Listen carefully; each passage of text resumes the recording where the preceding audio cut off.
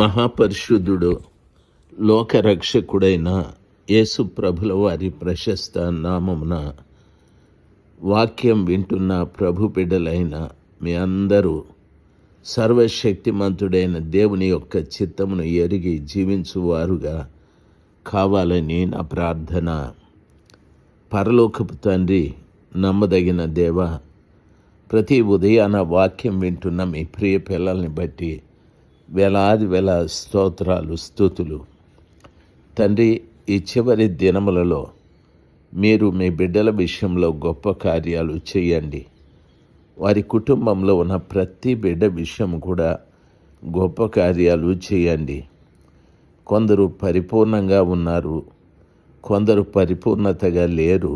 స్వామి, దయచేసి మీరు కోరుకున్నంత పరిశుద్ధత కుటుంబంలో ప్రతి వారికి దయచేయండి. నా ప్రభ, ప్రతి వారిని క్షమించండి. శిలువ మీద ఉన్న దొంగని ఆయన పశ్చాత్తాపంతో మాట్లాడినప్పుడు, నేడు నేను నీతో కూడా చెప్తున్నాను, నీవు నాతో కూడా పరదేశంలో ఉంటావని చెప్పారు కదా. అంత మంచి దేవుడవు స్వామి. నీ పాదముల చెంత తన స్థితిని ఎరిగి పశ్చాత్తాపడు ప్రతి వారి పట్ల ఆ గొప్ప కార్యాన్ని చేసే దేవుడవు. మీరే కృప చూపెట్టుమని యేసు ప్రభు నామంలో ప్రార్థిస్తున్నాను పరలోకపు తండ్రి. Amen, amen. ప్రియులారా, ఏప్రిల్ మాసం 10వ తారీఖు 2026 శుక్రవారం. నెహెమ్యా గ్రంథము 7వ అధ్యాయం 65వ వచనాన్ని మాట్లాడుతూ ఊరీము తుమ్మీము గురించి మీకు చెప్పాను.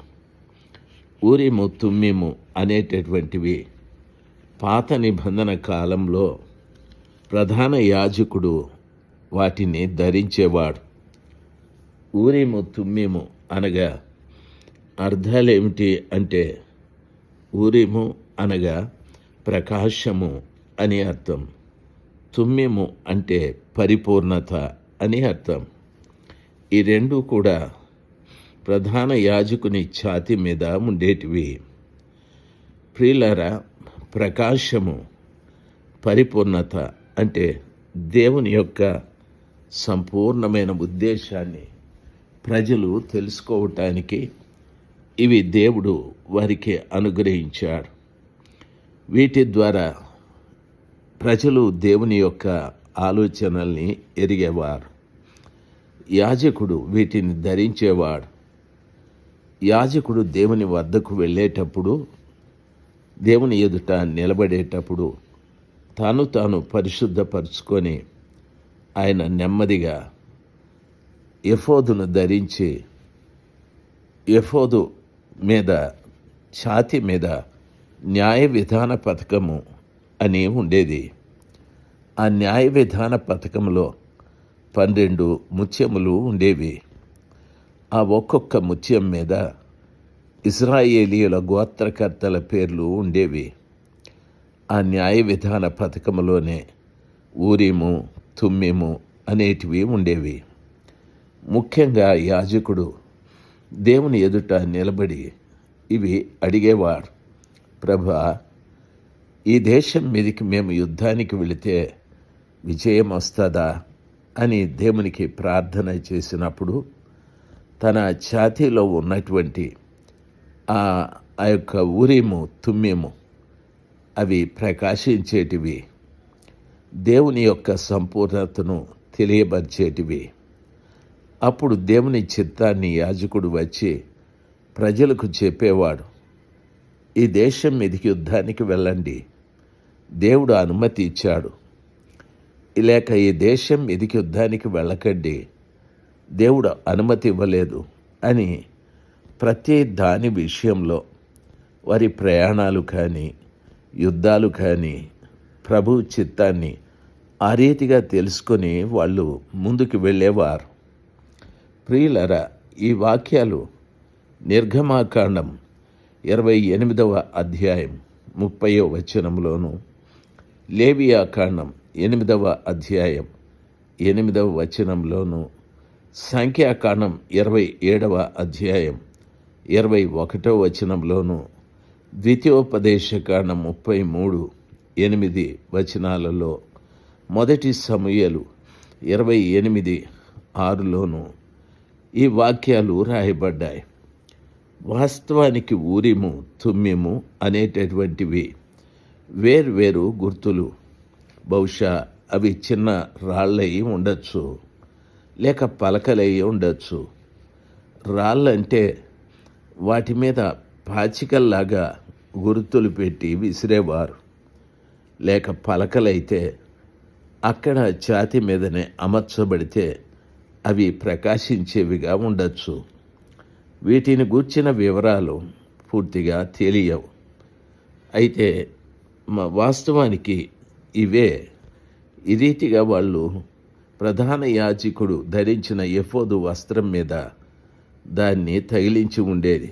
దాన్ని న్యాయ విధాన పథకము అని అంటారు. ప్రియులారా, గమనించాలి. దేవుని వాక్యంలో చెప్పబడిన రీతిగా సంఖ్యాకాండం 27వ అధ్యాయం 21వ వచనంలో, యెహోషువ దేవుని చిత్తమును తెలుసుకోవడానికి యాజకుని ద్వారా అడిగాడు. యాజకుని ద్వారా దేవుని యొక్క చిత్తము తెలుసుకోవాలి అని.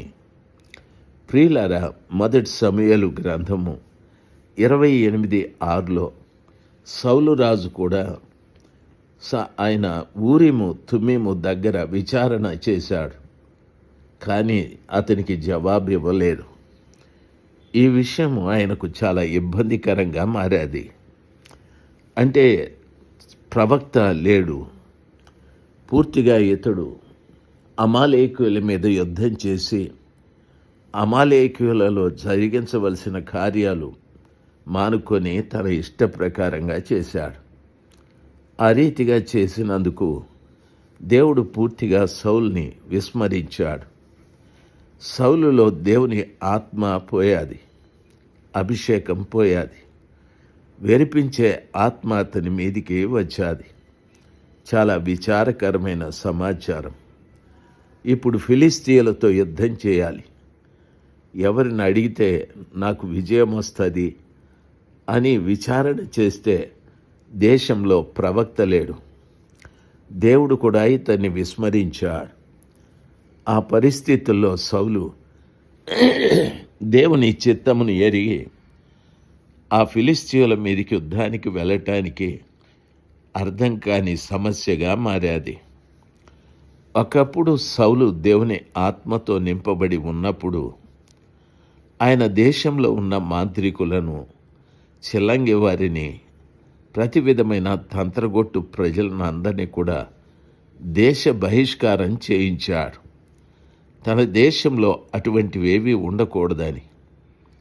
అయితే ఇప్పుడు తనకు ఇంకొకటి గుర్తొచ్చాది. ప్రభు చిత్తాన్ని తెలుసుకోవటానికి ఎవరో ఒకరు కావాలి అని కర్ణపిశాచము అనే ఒక ఆవిడ దగ్గరికి వెళ్ళాడు. వెళ్ళి ఆమెతో అంటున్నాడు, నాకు సమూయేలు ప్రవక్తని పిలవాలి అని. సమూయేలు ప్రవక్త సమాధిలో నుండి, పాతాళంలో నుండి బయటకు వచ్చాడు. కర్ణపిశాచం కలిగిన స్త్రీ అంటుంది, ఎవరో వృద్ధుడు ముసుగు వేసుకొని పైకొస్తూ ఉన్నాడు. అయ్యో, ఆయన ఎవరో కాదు, సమూయేలు ప్రవక్తే అని. సమూయేలు ప్రవక్త నేరుగా బయటకు వచ్చి అంటున్నాడు, సౌలా, నన్నెందుకు రమ్మని బలవంతం చేశావని అంటున్నాడు. ప్రవక్త గారు, నేను ఫిలిస్తీయుల మీదకి యుద్ధానికి వెళ్ళాలి, దేవుని చిత్తం నాకు తెలియదు. ప్రవక్త, మీరు చనిపోయారు, నేను ఎవరిని అడగాలనో తెలియడం లేదు, అందుకు పిలిపించానని సమూయేలు ప్రవక్త చెప్పాడు. రేపు నీవును నీ ఇంటి వారందరూ కూడా నాతో పాటు ఉంటారని చెప్పాడు. ప్రియులారా, గమనించాలి. సావైనా బ్రతుకైనా, యుద్ధంలో విజయమైన అపజయమైన, జీవితంలో జరిగే ప్రతి మంచి చెడుకి దేవుని చిత్తం తెలుసుకోవడం క్రైస్తవుల యొక్క బాధ్యత. చాలా పర్యాలు క్రైస్తవులు సొంత ఆలోచనలు, సొంత తీర్మానాలు, సొంత ప్రయత్నాలు చేసి వారి ఉద్యోగాలు, వ్యాపారాలు, వివాహాలు, ఈ రీతిగా మనిషి జీవించటానికి అవసరమైన జీవనోపాధులన్నింటిలో నష్టపోతూ ఉంటారు. ఒక గడియ ఆలోచించండి. దేవుని చిత్తం తెలుసుకోవడం కొంత కష్టమే. ఏదైనా మీరు చేసేటప్పుడు ఉపవాసం ఉండండి, ప్రభువుని అడగండి. ప్రభా, ఈ పని చేస్తున్నాను, ఈ వ్యవసాయమో వ్యాపారమో నీ చిత్తం దీని పట్ల ఏమైంది అని అడిగి తెలుసుకోనండి. ముఖ్యంగా వివాహ విషయాల్లో కూడా తొందరపడకండి. ఆడబిడ్డల విషయం, మగబిడ్డల విషయం ప్రభువుని అడగండి. అడిగి నీ చిత్తమేదో మాకు బయలుపరచుమని కృపగల దేవుణ్ణి అడిగి ఆ సర్వోన్నతుడైన దేవుని యొక్క అనుమతితో చేసి విజయము సంపాదించుకుందాముగాక. అపజయాలతో దుఃఖపడే కంటే దేవుని చిత్తాన్ని ఎరిగి విజయం సాధించడం మంచిదే. దేవుడు ఆ కృప మీ అందరికీ దయచేయునుగాక. ఆమెన్. ఆమెన్.